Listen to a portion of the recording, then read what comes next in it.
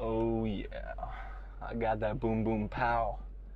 They are jacking my style. They try to copy my swagger. But I'm on that next shiz now. So, today's a little bit of a weird day. And I'm gonna make this update a little bit quick because I don't know when my phone's gonna die. We started at 14%, so we'll just see how far we can get. But anyways, a little bit of a weird day as far as the cardios and the liftings. So I substitute teach, as you know, that's usually on an as needed basis. So at the moment I'm doing it, anywhere from like 3 to 5 days per week. And yeah, it's just a little extra income to the coaching. But anyways, we were at substitute teaching today, and my schedule was wild. I've given barely any break. I basically had one class as a prep, and so they had a weightlifting room. None of the other teachers had weightlifting at the time, so now, of course, we're gonna hit a lift while we're there with the limited equipment, as y'all saw. It was, a little bit scarce in there. Like the main thing for me was The dumbbells didn't go quite as high as I wanted them to, but honestly that kind of worked out because I had very limited time. I basically had to hit the entire training session in the span of about 45 to 55 minutes. So that's kind of where we're at today.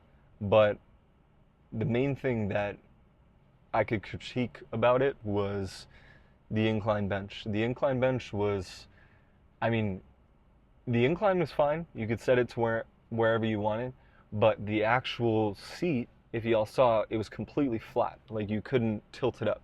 So I didn't have a lot of leverage when I was doing those incline shovel punches. But honestly, like I said, it was just a little scarce, you know, the equipment that we had. But we made the most of it. Honestly, we got the entire training session in, which is pretty unbelievable because we only had about 45 minutes to get it all in. But got that in our prep period, which felt amazing to have that, you know, good and out of the way with, because we also need to donate blood today, and you know, that usually takes about 1 to 2 hours after work. So I would have to go hit my training session after work, then go donate blood, and I didn't do my cardio this morning because I didn't have enough time. I was up pretty late last night and just editing, had to work on different client stuff. So at the end of the day, not too optimal, but that's life. That's just the way it rolls sometimes. So we, you know, skipped our cardio, got a little more sleep in this morning. Not what I prefer. I talked about this in other videos, but if I had to have the perfect day as far as just my training sessions going, it would go wake up, meditate, fasted cardio, get 3 meals in after fasted cardio, spaced out accordingly, you know, about like 2 to 3 hours in between each meal. That way you're nice and carved up when you go into your training session a little later in the day. So that would be my perfect day, would be, you know.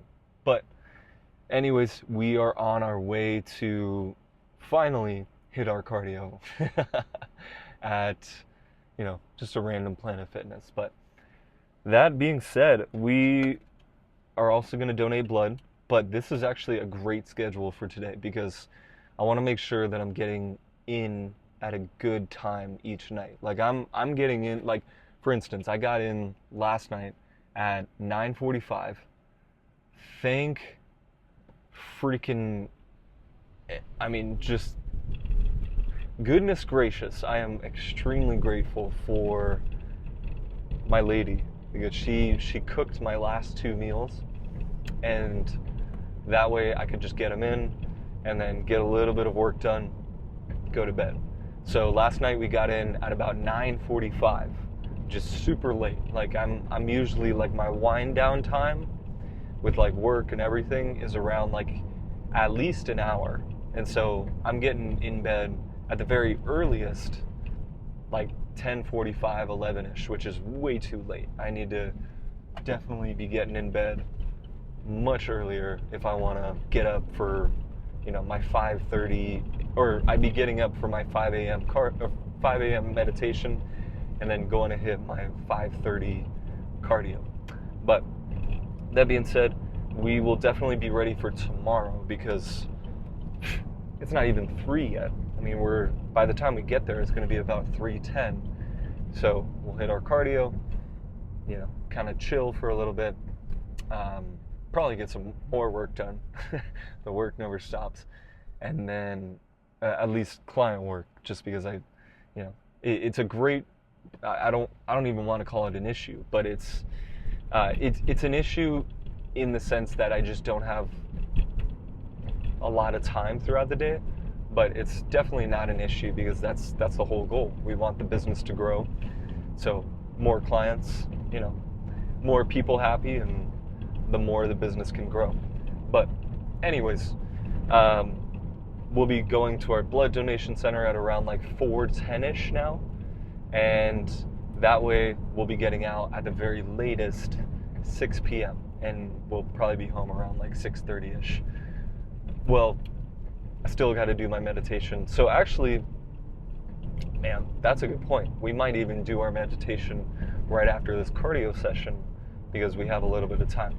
Anyways, the schedule is always changing, so I'll keep you up to date. But it has been a wild day, to say the least. But honestly, kind of working out in my favor. So, I don't know. It's going to be a lot of fun just getting into this cardio session. Definitely need to charge my phone when I'm there because, as you know, we're pretty freaking low on battery right now. But that is about it. The meditations have been going great. Yeah, just keeping up with it. First thing in the morning. That's the one thing I did have time for this morning. I did my meditation this morning. And then we'll probably do it either after my cardio session or after the blood donation. So that's pretty much it. I really have nothing to add to that. But man, the meditations, they definitely keep you stable. But I don't know what it is. I don't know if it's the fact that I just I almost get worried that I don't do everything the way that I want to do it. But I think that's kind of a good thing because that will, oh man, whoa, that's wild. There's a guy on the side of the freeway with a knife and he's just holding it. That's kind of wild. But yeah, I don't know. Honestly, it's interesting, this path to, man, let's be honest, just being jacked mentally and physically. Because physically, you don't have a lot of fat, you have a ton of muscle, and your endurance is through the roof. That's kind of my definition. But mentally, it's 4 things in my mind. Happy, smart, calm, wise. And if you have all those 4 things, you're gonna live a pretty freaking good life. And I think the definition, or my definition of smart versus wise is smart, you know how to accumulate the information that smart is knowing how to learn extremely quick whatever you want. And then being wise is knowing how to be at peace with whatever happens. I guess that's a pretty good brief definition for those 2. And then happy, that's pretty self-explanatory. You just freaking enjoy life. And then, what was the last one? Calm. Man, easy peasy. Take your deep breaths, be grateful, and you're on your way to being calm under pretty much any circumstance.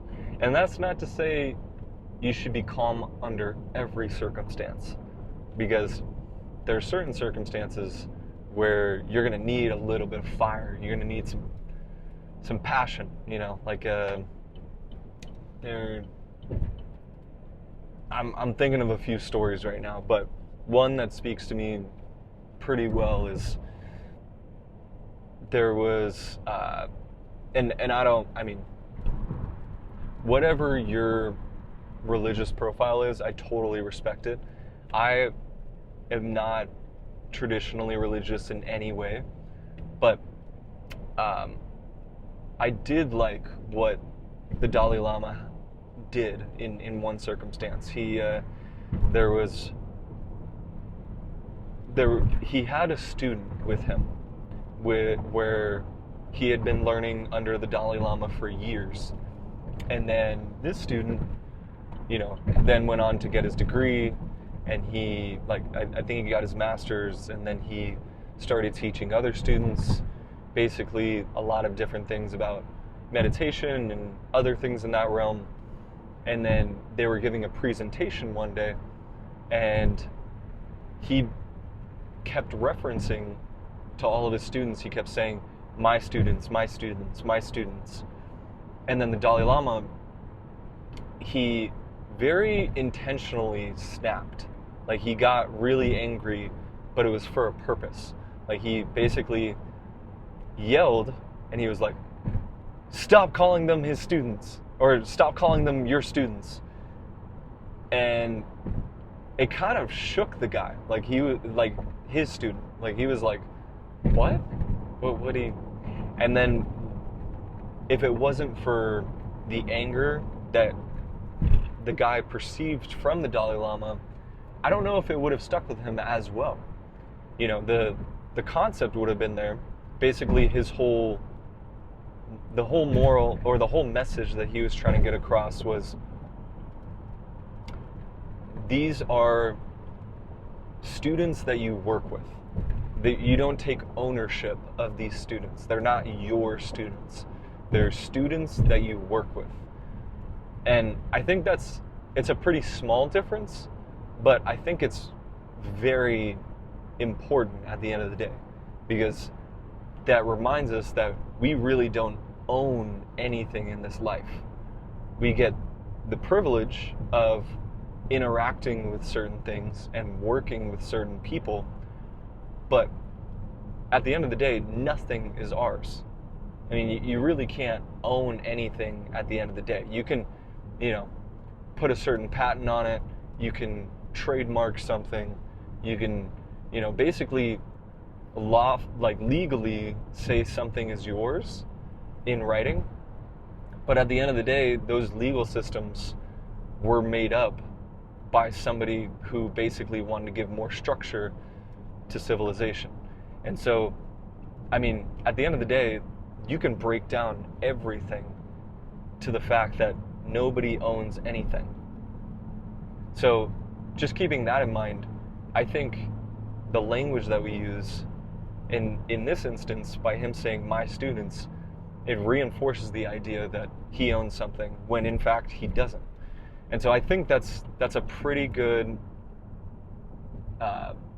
example of using certain emotions as tools to get a message across. Because if he didn't say it as angrily as he did, then I don't think it would have stuck with his student as well, or the student that he works with as well. So, I mean, I don't know. I just thought that was pretty cool. But anyways, man, that's my freaking spiel for the day. There's really nothing to add to that.